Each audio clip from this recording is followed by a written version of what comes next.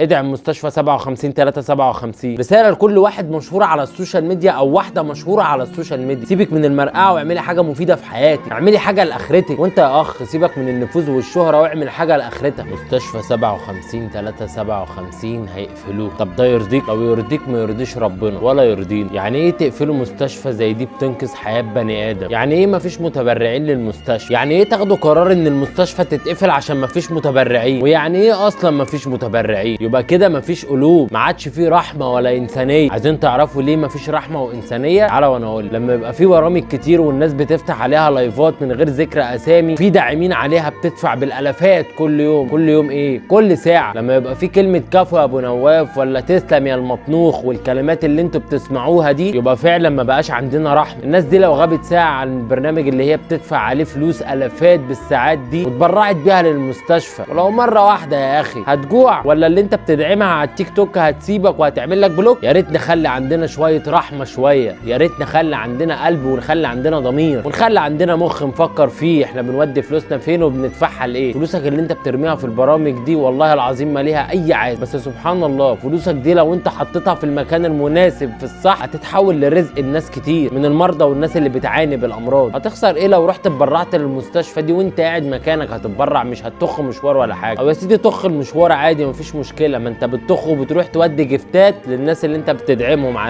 من غير ذكر اسامي. والله العظيم حياه بني ادم مربوطه في رقبتك، في رقبتك انت اللي بتسمع الفيديو. هقول لك على حاجه، تعالى نعمل حسبه صغيره قد كده وهعرفك بالحسبه دي ان احنا ممكن نعمل بيها عظمه للمستشفى دي وما نخليهاش فعلا تقفل. لان المستشفى دي ما ينفعش تقفل. احنا كام نفر في مصر؟ ولا بلاش مصر، احنا كام نفر في القاهره بس؟ هنقول 30 مليون، هنقول 10 مليون. طب ال 10 مليون دول لو كل واحد فيهم دفع جنيه، 10 مليون جنيه. هتقول لي طب انا هجمع فين الناس دي كلها؟ لا، الناس دي لازم تتجمع ولازم نعمل حملات ونوصل للناس دي ان احنا عايزين نجمعهم عشان يدفعوا الفلوس دي، اللي هو الجنيه، اللي هو مش هيعمل لك اي حاجه ولا هيفقرك ولا هيغنيك، بل بالعكس ده انت هيبني لك بيه قصر في الجنه. نعمل ايه بقى عشان نوصل لل 10 مليون شخص دول ان هم يجوا يتبرعوا بالجنيه ده؟ اي حد مشهور على السوشيال ميديا او فنان او مطرب او ايا كان، المهم ان هو يكون عنده عدد ناس كتير يعمل فيديو وينزله وتقول فيه الكلام اللي احنا بنقوله ده. وانت كشاب مصري او شابه مصريه بتشوفني دلوقتي، منشن لمشاهير كتير في الفيديو ده عشان يشوفوا الفيديو يستجيبوا، عشان لازم حاجه زي دي نقف كلنا ايد واحده. وده مش اول ولا اخر فيديو هعمله. ولا هم المشاهير فالحين بس ان هم يخشوا في اللايفات ويجمعوا في فلوس ودعم بيجي لهم؟ جمع يا سيدي ربنا يزيدك انت وهو، بس برضو اعمل اللي عليك في الخير، اسعى في الخير عشان تلاقي. اي فنان او مطرب او اي حد مشهور هيشوف الفيديو ده او مش هيشوف الفيديو ده، المهم ان الرساله تكون وصلت له. حسبي الله ونعم الوكيل لو ما وقفتش في الموضوع وصوتك توصله زي ما احنا بنوصل صوت، عشان دي حياه بني ادم مربوطه في رقبتك. ادعم مستشفى 57 357. لما المستشفى دي ما تدعمش، امال انت عايز تدعم مين؟ الناس اللي بتدعمهم على اللايفات؟ ال1000 جنيه او ال500 جنيه او ال3 جنيه او الجنيه اللي انت بتدعم بيه حد على اللايفات، انت ممكن تعمل بيه عظمه للمستشفى ويتعمل لك انت عظمه في الاخره. ادعم مستشفى 57 357. رساله لكل واحد مشهور على السوشيال ميديا او واحده مشهوره على السوشيال ميديا، سيبك من المرقعه واعملي حاجه مفيده في حياتك، اعملي حاجه لاخرتك. وانت يا اخ سيبك من النفوذ والشهره واعمل حاجه لاخرتك. والله العظيم كل اللي في ايده حاجه ومش هيعملها هيتحاسب عليه. وفي النهايه عايز اقول لك لا حول ولا قوه الا بالله. هسيب لك رقم المستشفى اللي انت ممكن تتبرع عليه. برساله واحده منك ممكن تنقذ حياه طفل، بجنيه واحد منك ممكن تغير حياه طفل او بني ادم. الحمله مستمره لحد ما المستشفى تقف على رجليها من اول وجديد، وانا بقولها من مكاني ده حسبي الله ونعم الوكيل في اي حد في ايده حاجه ومش هيعملها. لا حول ولا قوه الا بالله.